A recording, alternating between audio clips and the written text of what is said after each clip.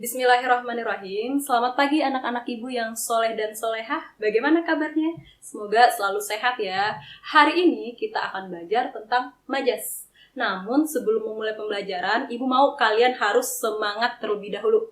Karena tahun ajaran baru harus punya semangat baru. Oke? Semangat, semangat, semangat!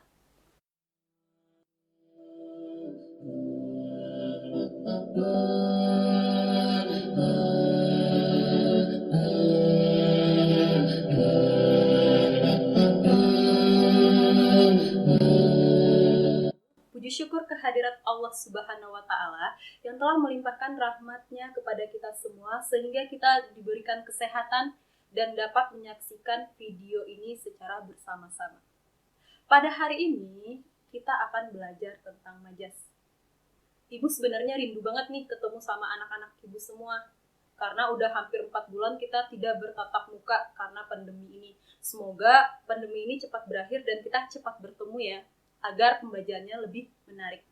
Ya, sekarang kita akan belajar tentang majas. Untuk kelas 9 semester 1 ada 4 teks yang akan kalian pelajari. Apa aja? Yang pertama itu teks laporan hasil percobaan. Yang kedua itu ada teks tanggapan atau teks diskusi, Yang ketiga itu ada teks narasi. Dan yang terakhir baru teks tanggapan. Lalu di manakah letak majas, Bu? Kok nggak ada di teks yang Ibu sebutkan tadi? Memang, majas memang tidak ada di jenis teks yang Ibu sebutkan tadi. Dan bahkan majas ini tidak ada di buku paket kalian. Lalu di manakah letak majas? Majas itu nanti masuk ke salah satu jenis teks, yaitu teks cerpen. Segala hal yang berhubungan dengan fiktif, segala hal yang berhubungan dengan narasi, itu pasti memerlukan majas. Fiksi itu adalah yang berhubungan dengan tidak nyata. Tidak nyata berarti misalnya cerpen, puisi, novel, film, itu pasti menggunakan majas. Walaupun kalian udah pernah belajar tentang majas ini di kelas 7 sampai kelas 8, Ibu yakin dan percaya kalian belum memahami sepenuhnya atau seutuhnya tentang majas ini. Pasti kalian masih bingung, apa-apa aja jenis majas. Ya, untuk itu mari kita masuk ke pembelajaran yaitu jenis-jenis majas. Nih, jenis-jenis majas. Sebelum kita masuk ke jenis-jenis majas, kalian harus tahu dulu apa sih majas. Majas itu adalah gaya bahasa. Setiap orang mempunyai gaya bahasa masing-masing.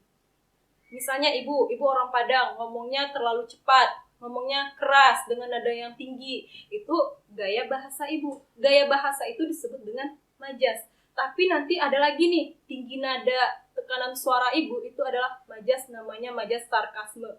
Misalnya, ibu nyuruh anak-anak ibu, ayo duduk. Atau Bu Vera nyuruh anak-anak, ayo duduk. Antara kata-kata ibu dengan Bu Vera, itu pasti kalian lain cara menangkapnya. Itu disebut dengan sarkasme. Sarkasme itu gaya bahasa juga. Tapi majas ini masuk ke gaya bahasa. Ya, jenis-jenis majas dalam pembelajaran ini yang harus kalian ketahui itu cukup 7 jenis majas. Sebenarnya majas-majas itu banyak jenisnya. Salah satu tadi Ibu sebutkan sarkasme. Ada lagi nanti sinekdop, ada lagi alegori. Tapi untuk pembelajaran kita pada hari ini tingkat SMP itu cukup 7 majas yang akan kalian pelajari. Apa majas yang pertama? Majas yang pertama adalah majas personifikasi. Majas personifikasi ini adalah majas yang paling gampang kalian ingat ketika kalian belajar tentang majas. Kenapa? Karena contoh dari majas personifikasi ini sangat gampang dan dapat kalian jumpai pada kehidupan sehari-hari. Majas personifikasi adalah majas yang menganggap benda mati seolah-olah hidup menyerupai sifat manusia. Benda mati dianggap seolah-olah hidup menyerupai sifat manusia. Nah, sekarang kalian berada di rumah. Coba kalian fokuskan pandangan kalian pada satu saja benda mati. Tunggu dulu ya. Udah? Nah, sebagai contoh, di sini Ibu ada pulpen. Pulpen benda mati kan? Terus bagaimana cara menganggap pulpen ini seolah-olah hidup menyerupai sifat manusia? Nah, Ibu juga punya kertas. Pulpen ditulis di kertas. Bergerak kan? Nah, pulpen bergerak itu kita umpamakan seperti menari-nari. Jadi biasanya menari apa? Manusia kan? Nah, sekarang pulpen yang dianggap seperti manusia, yaitu pulpen menari-nari di atas kertas. Atau misalnya kalian pergi liburan ke pantai, kalian lagi asik memandangi ombak. Terus ombak yang di tepi pantai itu juga dapat diumpamakan seperti sifat manusia. Apa contohnya? Coba lihat di sini. Ombak berkejar-kejaran di tepi pantai. Dan yang terakhir itu ada contohnya layangan berlenggak-lenggok di udara. Kalau yang kata-kata berlenggak-lenggok itu pasti identik dengan model, ya kan? Model kalau mau catwalk di panggung itu kan harus lenggak-lenggok. Kalau ini layang-layang juga berlenggak-lenggok. Di mana? Di udara. Udah ya, paham ya? Selanjutnya, majas metafora.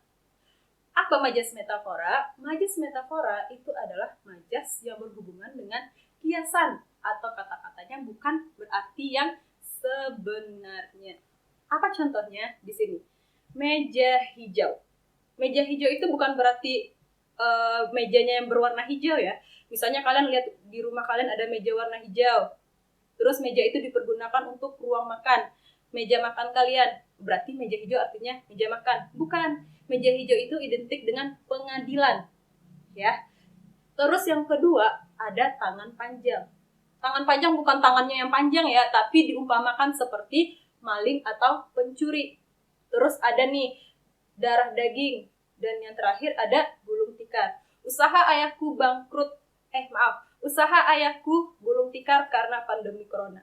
Yang gulung tikar di situ artinya bangkrut. Berarti usaha ayahnya bangkrut karena corona.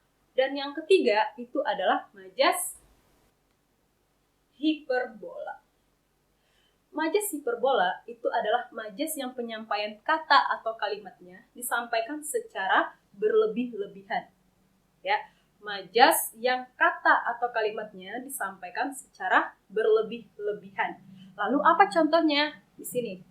Misalnya, ibu lagi nyanyi. Terus Bu Novi datang. Bu Novi bilang, "Bu Nana, suara Bu Nana bagus sekali sampai-sampai pecah gendang telingaku." Terus ibu senyum-senyum sendiri aja gitu ya. Terus padahal yang dimaksud Bu Novi itu saking jeleknya suara ibu, mending Bu berhenti aja nyanyi. Tapi diumpamakan seperti gendang telinga Bu Novi pecah. Bukan berarti gendang telinganya langsung pecah terus berdarah ya. Tapi di situ maksudnya suruh diam. Karena suaranya yang jelek. Terus yang kedua, itu ada kamarmu bersih seperti kapal pecah. Kapal pecah itu biasanya kan kotor. Di sini dikatakan kamarmu bersih. Yang namanya bersih berarti rapi. Tapi di sini kapal pecah. Kapal pecah itu kan berantakan. Itu namanya majas hiperbola. Udah, lanjut ke yang keempat. Majas litotes. Jika ada melebih-lebihkan, berarti ada merendah-rendahkan. Dan itu majas litotes. Majas litotes ini adalah lawan dari majas hiperbola. Nih, majas yang kata atau kalimatnya disampaikan secara merendah-rendahkan. Apa contohnya? Di sini. Mampirlah ke gubukku. Misalnya, si Bilqis mau ngajak Dana pergi main ke rumahnya. Terus si Bilqis bilang, "Dana, ayo mampir ke gubukku." Ketika si Dana melihat gubuk yang dimaksud Bilqis, ternyata sebuah apartemen mewah atau rumah si Bilqis tingkat 5. Si Dana terkejut dong, apaan gubuk gitu ya. Jadi yang dimaksud dengan majas litotes itu majas yang merendah-rendahkan. Gubuk yang dimaksud adalah apartemen mewah. Yang kedua, itu misalnya si Bimo pulang dari Jakarta. Terus si Bimo bawa kuenya itu misalnya pizza atau red velvet. Nih, red velvet nih. Udah pernah makan red velvet belum? Red velvet misalnya dikasih ke si Kuna, ayo makan oleh-oleh kampung ini. Si Kuna terheran-heran. Oleh-oleh kampung bukannya cucur gitu ya. Tapi kok yang ditawarkan ini? Nah, itu karena si Bimo saking merendah-rendahnya atau merakyatnya, dia mengatakan red velvet itu kue kampung. Padahal itu kan kue yang udah mendunia ya. Itu namanya majas litotes. Yang kelima, itu ada majas metominia. Majas metominia ini tanpa kalian sadari, itu paling sering kalian ucapkan. Tidak hanya kalian, guru-guru kalian, orang tua, masyarakat, hampir semuanya sering menggunakan kalimat yang berhubungan dengan majas metominia. Apa pengertian majas metominia? Kecenderungan masyarakat dalam menyebut satu merek benda menjadi nama benda secara keseluruhan. Kecenderungan masyarakat menyebut satu merek benda menjadi nama benda secara keseluruhan. Apa contohnya, Bu? Contohnya ini. Aqua. Ini yang paling sering. Ayo belikan Aqua. Ntar yang dikasih Fit, yang dikasih mineral, ada lagi yang lain-lain. Tapi penyebutannya Aqua. Air mineral kemasan itu pasti identik dengan Aqua. Kalau di Padang, itu masyarakatnya menyebut motor itu dengan sebutan Honda. Padahal Honda itu merek motor. Honda, Yamaha, Suzuki, dan masih banyak yang lain-lainnya. Tapi masyarakat Padang menyebut Honda itu adalah mewakilkan motor. Misalnya, Pak JJ beli Honda baru. Ternyata dilihat, mana sih Honda baru Pak JJ? Ternyata mereknya Yamaha. Lah, Honda dari mana? Itu kan Yamaha. Tapi penyebutan Honda di situ adalah sepeda motor. Ya. Yang keenam itu ada majas paralelisme. Nah, ini nih. Majas paralelisme ini yang hanya ada atau hanya kita temukan dalam puisi. Karena pengertiannya itu pengulangan kata atau kalimat pada setiap bait di dalam puisi. Apa contohnya di sini? Misalnya, ibu nyuruh kalian nulis puisi tentang ibu. Kalian tulislah jenis puisi yang judulnya ibu.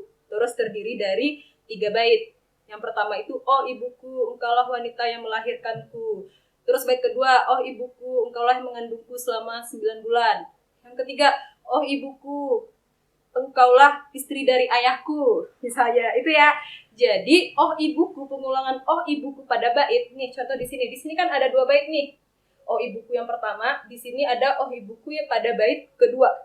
Dan pengulangan oh ibuku dan oh ibuku di sini itu namanya majas paralelisme. Dan ingat, majas paralelisme ini hanya bisa ditemukan di dalam puisi. Oke?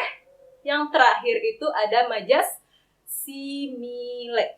Nih, majas simile itu adalah majas yang paling sering muncul di soal-soal ujian. Baik ujian nasional, ujian sekolah, maupun ujian-ujian yang lainnya. Tapi kebanyakan anak-anak ibu sering salah dalam menjawab pertanyaan yang berhubungan dengan majas simile. Makanya ibu terangkan dulu. Majas simile itu adalah gabungan antara majas perbandingan dengan majas perumpamaan. Kalau majas perbandingan itu membandingkan sesuatu, kalau majas perumpamaan berarti mengumpamakan sesuatu. Kalau kalian disuruh menulis kalimat tentang majas simile, kalimatnya itu berdasarkan majas metafora atau bermakna tidak sebenarnya. Nanti kalian tambahkan 4 kata atau 4 awalan kata yang identik dengan majas simile. Yang pertama itu ada bak, bagaikan, laksana, dan seperti. Kalau tidak ada 4 kata ini mengawali kalimat, itu belum bisa disebut dengan majas simile. Kenapa? Karena 4 kata itulah identik dengan majas simile. Nih contohnya, bak pinang dibelah 2. Pinang dibelah 2 itu adalah majas metafora. Tapi karena ada kata bak di situ, berarti masuk ke simile. Bagaikan bak pinang dibelah 2. Yang kedua itu bagaikan air di daun talas. Orang yang tidak mempunyai pendirian itu diumpamakan seperti air di daun talas. Jadi bagaikan air di daun talas. Ada lagi laksana bulan kesiangan, orang yang sering bangun siang. Terus yang keempat ada seperti anjing dan kucing, orang yang tidak pernah akur. Dah, itu jenis majas yang harus kalian ingat dan harus kalian ketahui di tingkat SMP ini. Oh ya, tadi pada majas litotes itu harus disertai dengan tanda itu ya, kurung. Jadi kalau kalimatnya hanya seperti mampirlah ke gubukku, itu belum bisa dikatakan litotes. Bisa jadi mampirlah ke gubukku, dilihat emang gubuk.